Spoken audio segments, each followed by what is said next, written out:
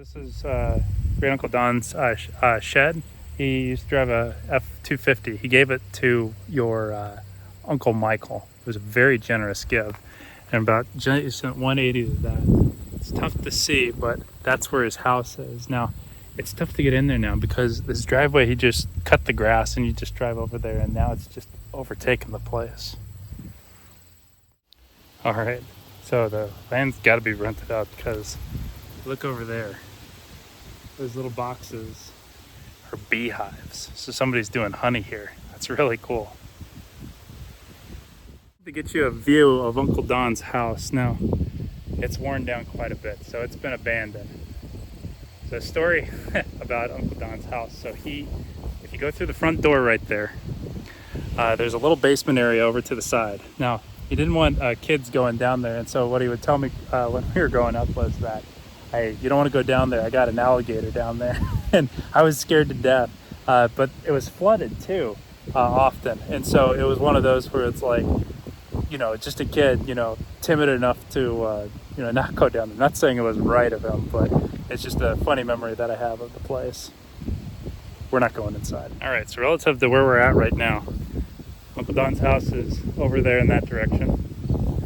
Now, where all those big hoses are over there, there used to be a big red barn over there that we'd go climbing in. It's not this one. It was much bigger than that, but I think they eventually had to tear it down because it was getting all torn apart. But I remember going over there with Michael and when we were kids, and we'd just kind of explore it. And there were different troughs for different animals and things like that. There weren't any animals when we were there. I think he was done with farming by then, but it was, or he was done with livestock by then, but it was just cool to go. In the second floor, I remember there's a rope you could kind of like swing with and whatnot, but you wanted to be careful because there's a big hole in the floor, and it was a little tough to get up there, a little narrow thing to get to the top of the barn.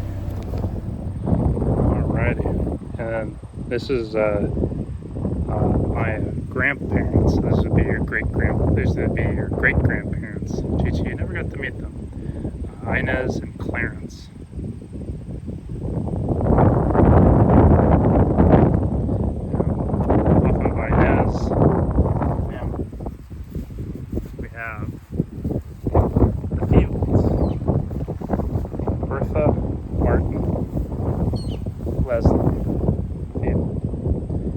Leslie didn't live too long. There's some flu going around that got Leslie.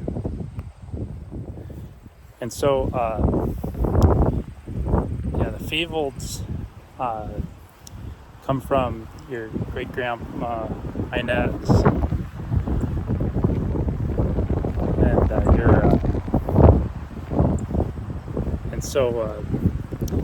My great-grandma Inez was a very heartwarming gal. She couldn't hear. She was pretty much deaf, but she was so good at playing organ and piano that she was able to play for church for years, all the way up into her 80s. It was pretty remarkable. Grandpa was a very solemn guy, but he loved his family and he cared about them very much. Alright, so this is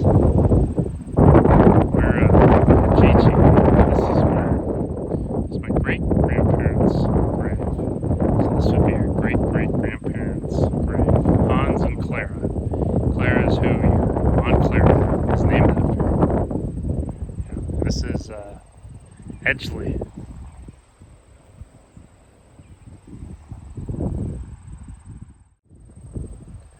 And then right next to Grandpa Hans and great-great-grandma Clara are the Burners. This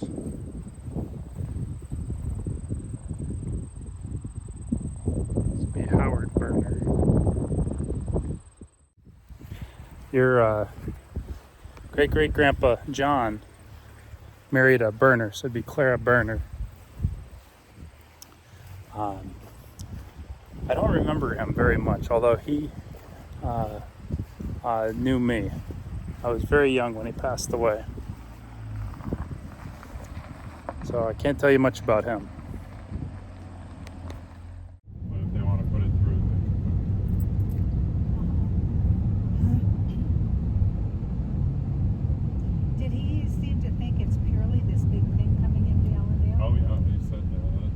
you said the wind stuff, that energy is going down there already too.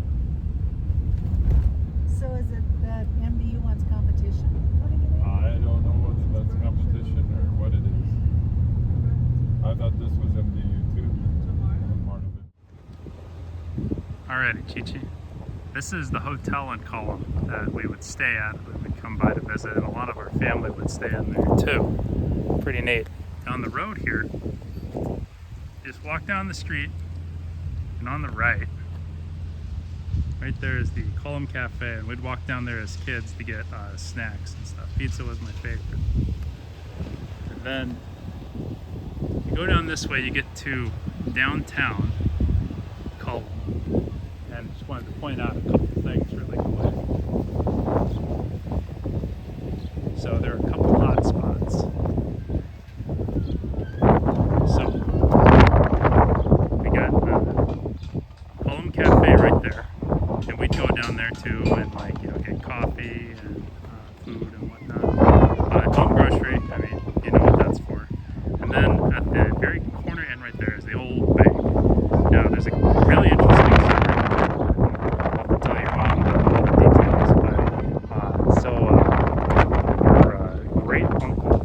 Purchased it, and they rent it out to people now generally, but there were, back in 1925 there was a bank robbery there, and they tried to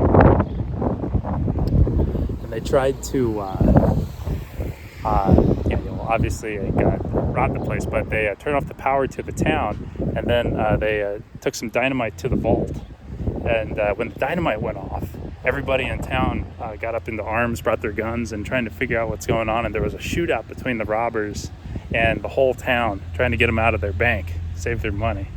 It was a really cool story. But that's just a taste of downtown Cullum. This is connected with your grandma's side of the family. Love you, Chi-Chi.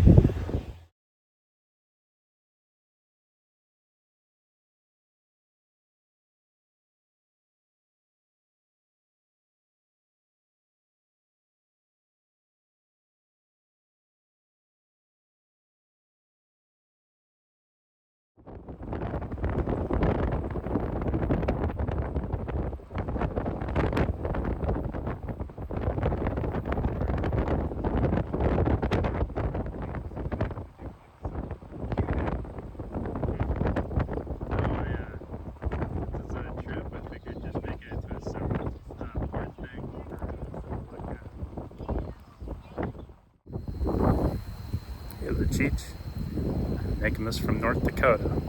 I wanted you to just kind of see just kind of a picture of what a little bit of the land out here is like. We came up here to bury your great grandma, Grandma Jean.